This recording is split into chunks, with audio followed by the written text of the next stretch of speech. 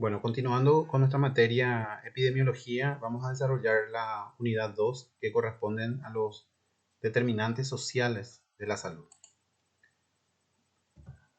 Los determinantes de la salud son aquellos factores que ejercen influencia sobre la salud de las personas y actuando e interactuando en diferentes niveles de organización determinan el estado de salud de la población. Es decir, que son factores, como ya habíamos visto en la unidad 1, habíamos hablado algo, ¿verdad?, sobre los determinantes de la salud. Son algunos factores desde el punto de vista económico, social, político, ¿verdad?, la cultura, diferentes factores que rodean a las personas que viven en una comunidad y que pueden en algún punto, ¿verdad?, cuando hay algún desequilibrio, cuando hay alguna carencia, alguna falta, por ejemplo, empleo, trabajo, eh, vivienda, vestimenta, ingresos, ahorro, seguridad social. ¿Se acuerdan de la pirámide de la salud de la Organización de las Naciones Unidas? Bueno, entonces, ante la falta de algunos de esos factores, puede determinar el estado de salud de la población. Es decir, puede aumentar la posibilidad o el riesgo de sufrir enfermedades.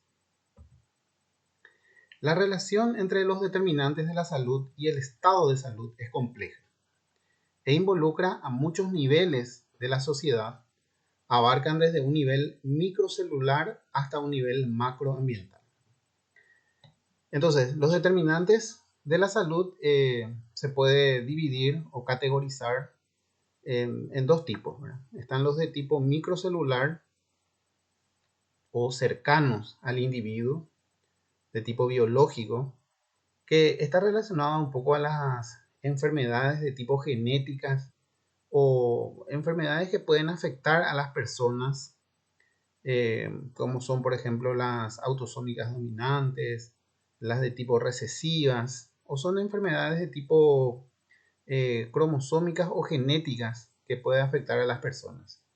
Aquí el cuidado que pudiera ofrecer eh, el sistema de salud a una población es poco lo que puede hacer, porque son generalmente enfermedades transmitidas genéticamente o son mutaciones de novo que aparecen, ¿verdad?, en las personas y en donde un sistema de salud poco o nada puede prevenir la aparición de estas enfermedades, ¿verdad? ¿Por qué? Porque nacen espontáneamente o se transmiten hereditariamente entre los miembros de una familia, ¿verdad? Entonces, es poco lo que el sistema de salud pudiera hacer para prevenir estas enfermedades.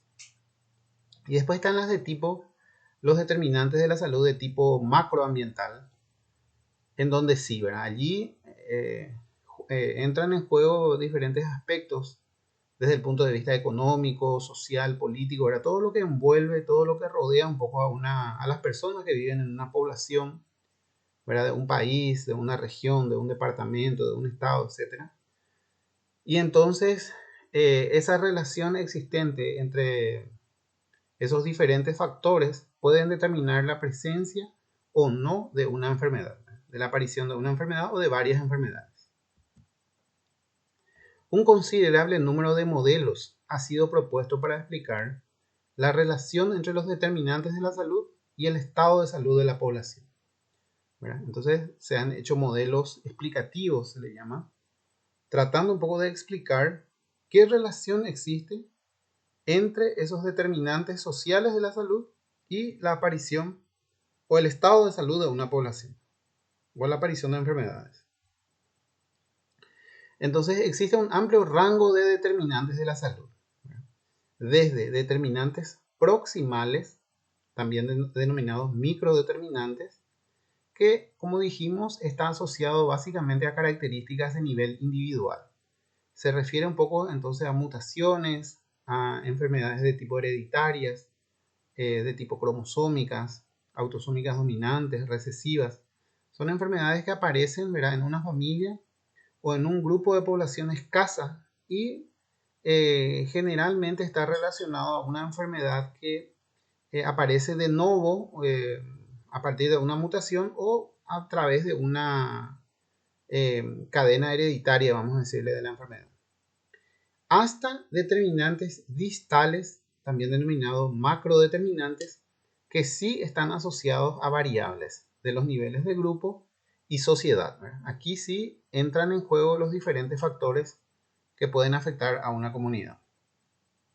Entonces, lo que se hace es dividir los determinantes en proximales o microdeterminantes y distales o macrodeterminantes. Entonces, la Organización Mundial de la Salud, ¿verdad? La OPS, Organización Panamericana de la Salud, tiene esto que se denomina el corte de cebolla, en donde nos muestra un poco los diferentes tipos de determinantes sociales de la salud, ¿verdad? Están los determinantes proximales, ¿verdad? Donde está el conjunto de personas, dice, asociados a factores biológicos y caudal genético que tiene la población. Entonces dijimos que los sistemas de salud a este nivel pueden interferir poco, ¿verdad? O sea que la capacidad de interferencia que tiene o de prevención de estas enfermedades es escasa.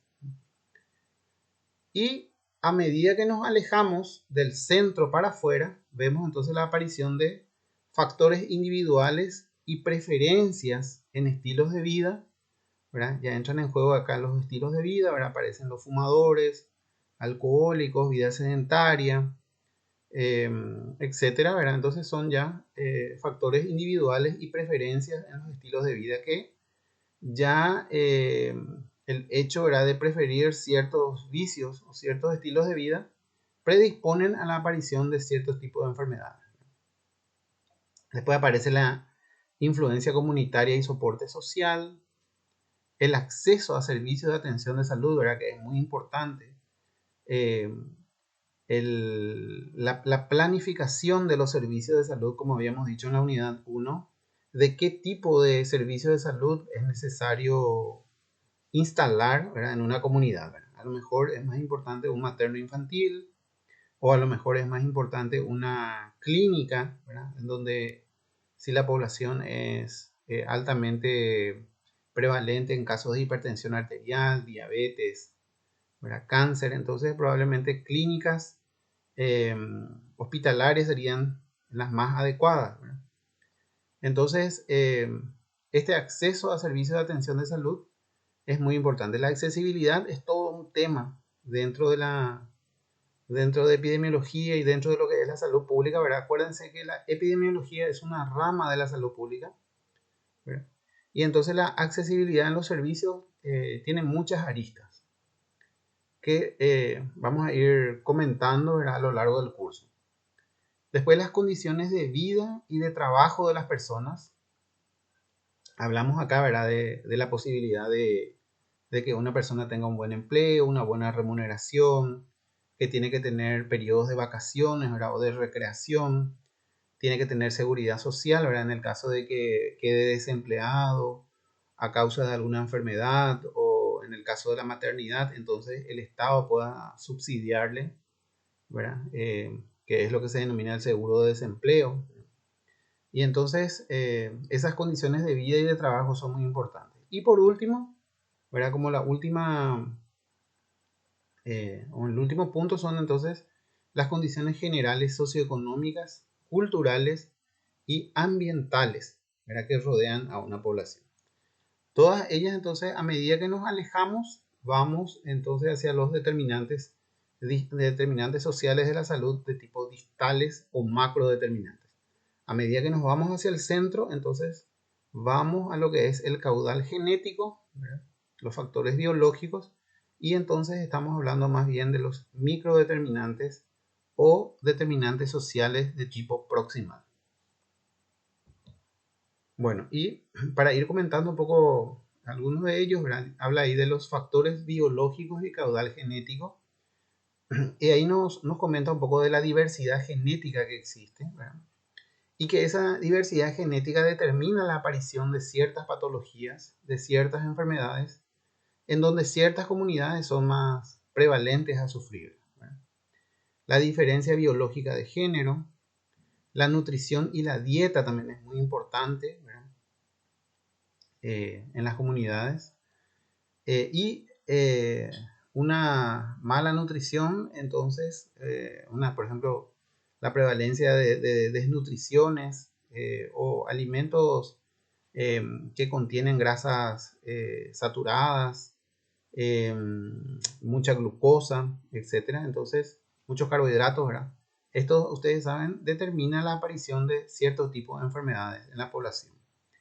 También el funcionamiento de los sistemas orgánicos internos y los procesos de maduración y envejecimiento que sufre el hombre. Son determinantes fundamentales de la salud y considerados microdeterminantes o determinantes proximales. Entonces ahí les vuelvo a repetir. Dentro de estos factores biológicos y caudal genético, o dentro de los, podríamos englobarlo dentro de los microdeterminantes, nos interesan la diversidad genética, la diferencia biológica de género, ¿verdad? Porque hay ciertas patologías que son más prevalentes en los varones y otras son más prevalentes en las mujeres. Entonces, evidentemente existe una diferencia biológica, ¿verdad?, de género o de sexo, ¿verdad? La nutrición y dieta, ¿verdad?, también es importante, y el funcionamiento de los sistemas orgánicos internos y los procesos de maduración y envejecimiento normales en el ser humano, ¿verdad? Entonces, cuando una persona va envejeciendo, también existen diferentes tipos de enfermedades, ¿verdad?, que son prevalentes en la edad madura, ¿verdad?, en los adultos mayores.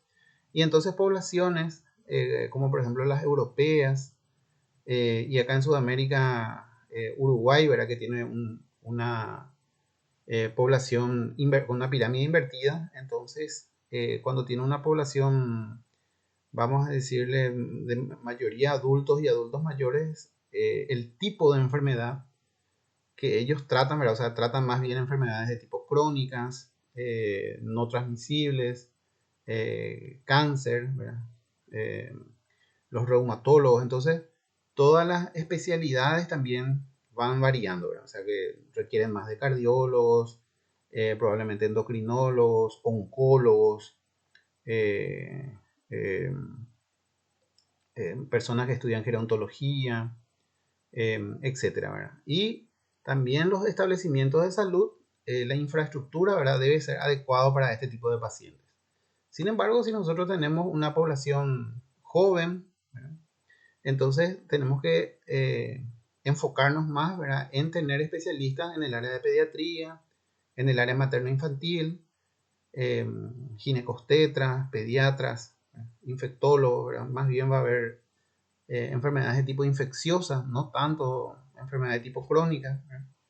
Entonces, y también el tipo de establecimiento de salud hay que ir planificando para ese tipo de población, ¿verdad? De ahí la importancia de manejar un poco cuáles son las edades prevalentes o la pirámide poblacional, ¿verdad?, de una comunidad, de un país, y en base a eso también se hace la planificación del tipo de especialistas que necesitamos y también del tipo de infraestructura hospitalaria que se necesita. Factores individuales y preferencias de vida. Acá habla un poco de la conducta del individuo, sus creencias, valores, ¿verdad?, actitud frente al riesgo y la visión de su salud futura, ¿verdad? Generalmente las personas jóvenes no tienen mucha visión todavía de su futuro. Entonces, para ellos, cuando empiezan a trabajar, el hecho de aportar para su jubilación a largo plazo, ¿verdad?, generalmente se hace un aporte de más o menos entre 25 y 30 años de vida laboral. Al terminar el mismo, ¿verdad?, una persona se jubila, ¿verdad?, y entonces recibe, ¿verdad?, todo ese dinero que él había depositado mes a mes durante sus años de trabajo, ¿verdad? Y también le sirve, ¿verdad?, como generalmente tiene como un seguro de salud para poder enfrentar las enfermedades que cuando uno empieza a ganar edad, ¿verdad?, cuando empieza a tener una edad madura, o sea, ser un adulto mayor. Entonces los jóvenes, ¿verdad? Como son personas sanas, activas, dinámicas, no tienen mucha visión de futuro y les parece como una pérdida de tiempo o pérdida de dinero el estar aportando mensualmente. Y como el aporte que ellos hacen no lo utilizan, ¿verdad? Porque los servicios, o sea, los servicios de salud no son utilizados porque son personas jóvenes, sanas, entonces no, ¿verdad? Entonces ven como un problema para ellos el aportar mensualmente, ¿verdad? Pero lo que hay que entender que es que esto se denomina un aporte solidario, ¿verdad? En el sentido de que los jóvenes de hoy están sosteniendo, ¿verdad? A los adultos mayores, a las personas adultos mayores de hoy, ¿verdad? Y cuando ellos lleguen a esa edad, los jóvenes del futuro entonces son los que le van a ir sosteniendo. Eh, la capacidad de comunicación, ¿verdad? El ser humano es, de hecho, una persona de comunicación, no puede vivir aislado. Y el aislamiento determina cierto tipo de enfermedades. Por eso es que se preconiza mucho, ¿verdad? En salud pública el, el tema de la comunicación, de las reuniones sociales, pertenecer a clubes deportivos, etcétera, ¿verdad? Para una mayor interrelación. Manejo del estrés y adaptación al control del envejecimiento. Problemas de salud como tabaquismo, desnutrición, alcoholismo, exposición a agentes infecciosos y tóxicos, ¿verdad?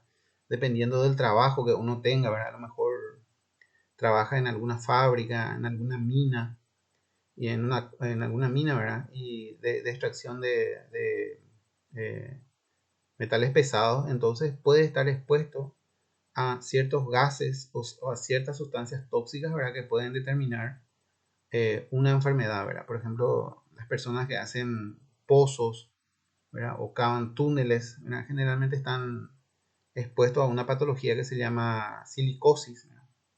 Por la sílice que se encuentra en la tierra, ¿verdad? Entonces ellos van inhalando ese polvo a lo largo del tiempo. Ese sílice se deposita a nivel pulmonar, produce una fibrosis y determina una enfermedad que se llama silicosis. Entonces acá estamos entrando un poco en el área de lo que son las enfermedades ocupacionales o las enfermedades del trabajo, ¿verdad? Y que determina en cierta forma, ¿verdad? Las patologías que pueden sufrir las personas a lo largo de su vida. También la violencia y accidentes de tránsito, ¿verdad? Accidentes de causa externa se le llama. Los accidentes de causa externa son, otra vez, se puede dividir en tres tipos. Están los accidentes de tránsito, están los homicidios, suicidios también. Entonces, depende mucho, ¿verdad? Hay, por ejemplo, poblaciones eh, que tienen personas jóvenes que no encuentran mucho sentido porque no hay mucho trabajo en el lugar donde ellos están. Generalmente terminan el colegio, terminan la secundaria y tienen que emigrar a otros lugares. Y los jóvenes que no logran hacer esto, ¿verdad? Que quedan en el lugar como no tienen mucho futuro, entonces la tasa de suicidio, ¿verdad? Suele ser elevada en esos lugares. Eh, y los accidentes de tránsito, ¿verdad? Como ustedes saben, ¿verdad? Generalmente, principalmente las de motocicletas, ocupan uno de los primeros lugares en Paraguay, creo que es ya el cuarto o tercero. Después nomás ya de las cardiovasculares y las respiratorias ya están los accidentes de tránsito, ¿verdad? Y todo lo que ello conlleva generalmente lleva a la muerte, ¿verdad? De la persona o una discapacidad que generalmente es de tipo permanente, ¿verdad? Porque generalmente hay traumatismo cráneoencefálico, hay hemorragias cerebrales. Entonces, si el paciente logra sobrevivir, generalmente queda muy secuelar a expensas del cuidado de familiares y ya prácticamente es un ser que no tiene mucha expectativa de vida o la calidad de vida que lleva, ¿verdad? Es ya de bajo nivel. Entonces, eh, aunque tienen sus determinantes proximales en los estilos de vida y las preferencias individuales, tienen también sus macrodeterminantes. La influencia comunitaria y el soporte social también. La presión de grupo, ¿verdad? En la realización de alguna actividad generalmente se ve en personas jóvenes que forman asociaciones así de tipo pandillas y se inmiscuyen en temas de drogas, violencia, y entonces las barras bravas, ¿verdad? Por ejemplo, de los clubes de fútbol, ¿verdad? Entonces hay como una presión de grupo que determina acciones de violencia, ¿verdad? O de tráfico de drogas, etcétera, ¿verdad? Y entonces esto puede ocasionar, ¿verdad? Que la persona entre en ser un adicto, ¿verdad? O en la muerte o sufrir alguna herida de arma de fuego o de arma blanca, ¿verdad? Que pudiera dejarle incapacitado, ¿verdad? O sea, alguna herida a nivel de la columna, ¿verdad? Entonces pudiera dejarlo en silla de ruedas con una incapacidad permanente y una calidad de vida baja también, ¿verdad? La inmunidad de masa en el sentido de que se cree que cuando uno pertenece a un grupo, a una barra, a una pandilla, no le va a pasar nada, ¿verdad? Se cree inmune. La cohesión y la confianza sociales y las redes de soporte social que les había comentado, ¿verdad? Es muy importante, ¿verdad? Que la persona esté conectada, tenga su grupo de amigos, ¿verdad? Pero amistades así desde el punto de vista sano, ¿verdad? O sea, eh, que jueguen fútbol o que jueguen, qué sé yo, algún deporte colectivo, eh, pertenecer a clubes sociales, tener redes de amigos. Entonces es muy importante para la salud de las personas, ¿verdad? Entonces el aislamiento, ¿verdad? Genera mucho de lo que es la depresión y por ejemplo, el consumo de drogas generalmente lleva de la cocaína, etcétera, lleva al aislamiento social a la persona, a la marihuana. Entonces, eh, determina entonces cierto tipo de enfermedades, ¿verdad? Por eso que es importante tener redes de soporte social. Está claramente reconocido, dice que el nivel de participación de las personas en las actividades sociales, membresías, clubes, integraciones familiares y redes de amistades ejercen un papel muy importante, dice, determinante en problemas de salud.